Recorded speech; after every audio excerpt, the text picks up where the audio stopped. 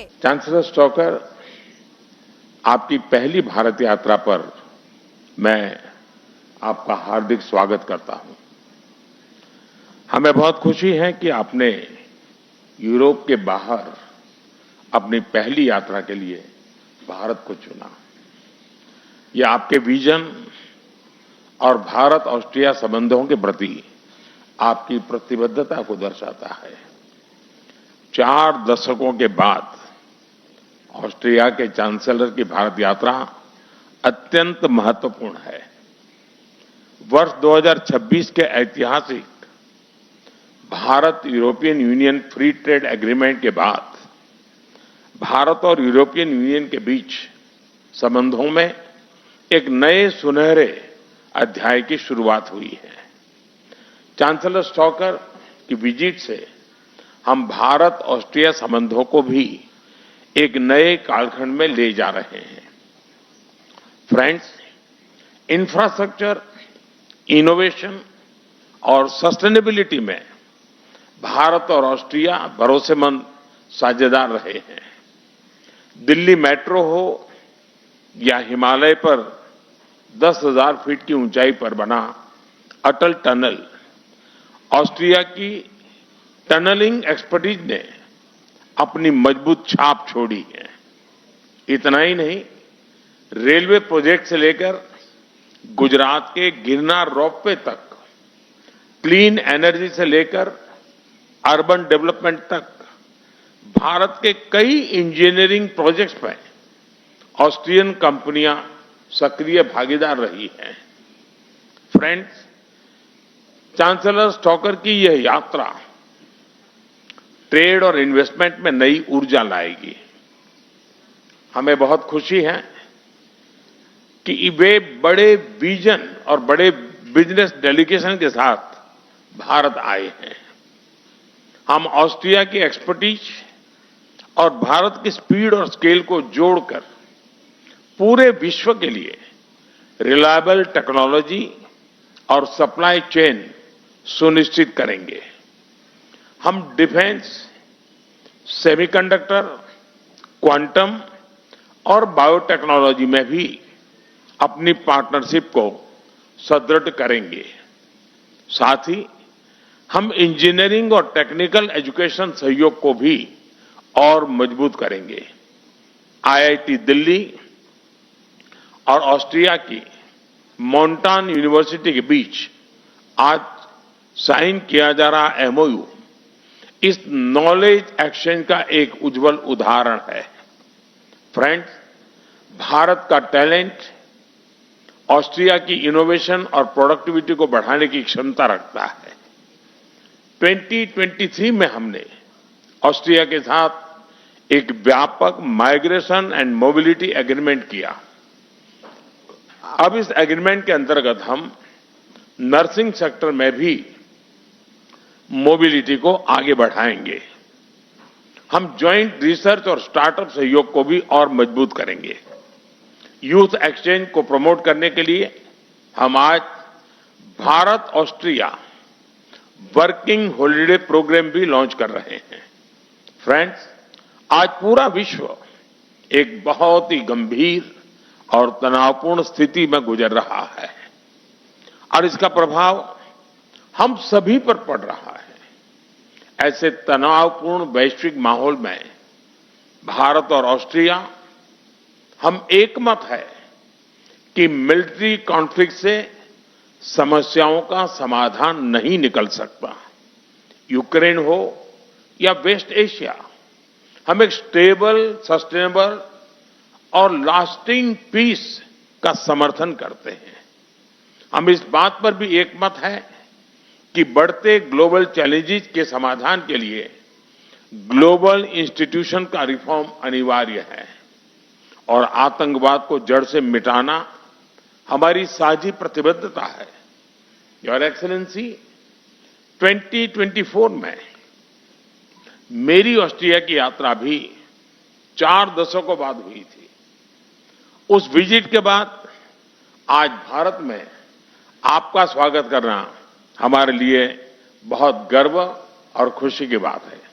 आइए हम भारत ऑस्ट्रिया साझेदारी को इनोवेशन सेंट्रिक और फ्यूचर रेडी बनाएं।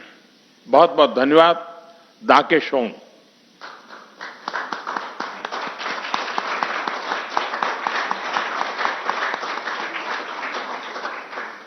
Thank you, sir. May I now request His Excellency Dr. Christian Stocker, Federal Chancellor of the Republic of Austria, to give his remarks to the media. Sehr geehrter Herr Premierminister, Exzellenzen, meine geschätzten Vertreterinnen und Vertreter der Medien. Mein Besuch ist tatsächlich ein Meilenstein. My visit is in fact a milestone for Austrian-Indian relations. And I am very pleased, and I also think it's a great honor to be the first Federal Chancellor to visit India in more than 40 years. Mr. Prime Minister, you visited Vienna in the summer of 2024, and I think we can truly say that the diplomatic relations that we've had for the last 75 years are much stronger than ever before. We will be trying to build on this positive dynamism. And thank you very much, Mr. Prime Minister, for your invitation and also for your very friendly welcome and your hospitality. But I haven't come to India alone. I am accompanied by 60 high-ranking business leaders, the who's who of the Austrian business world. This delegation is led by our Minister for Economic Affairs and the Vice President of the Austrian Economic Chamber. Our close political ties are also of benefit for our business landscape. India is already one of the most important trading partners outside the EU for Austria. Our bilateral trade has been developing very positively and has increased to about 3 billion euros in the last 10 years.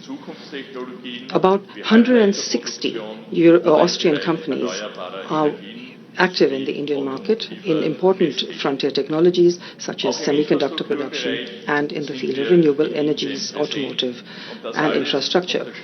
This shows that our friendship is very broad-based.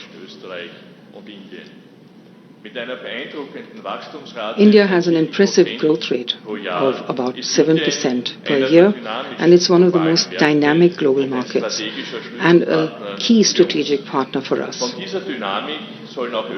Austrian companies will in future benefit more strongly from this dynamism.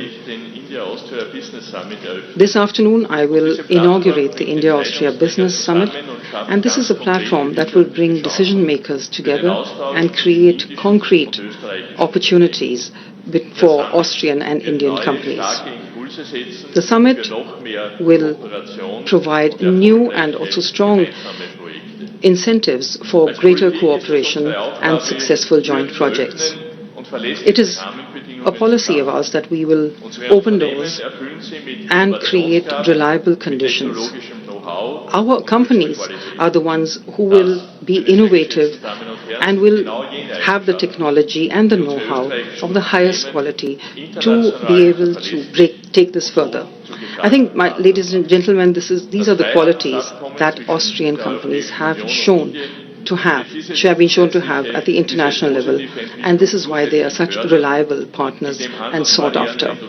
The free trade agreement between the EU and India will help to take this positive development forward. It will reduce trade barriers and create new opportunities for exports, investments and industrial cooperation.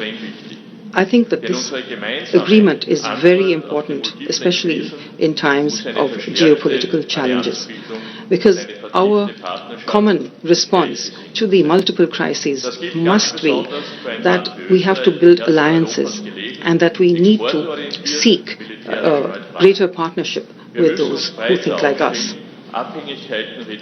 We need to be able to reduce dependencies, diversify and explore new markets. And this is extremely important. And that is why Austria, in the heart of आप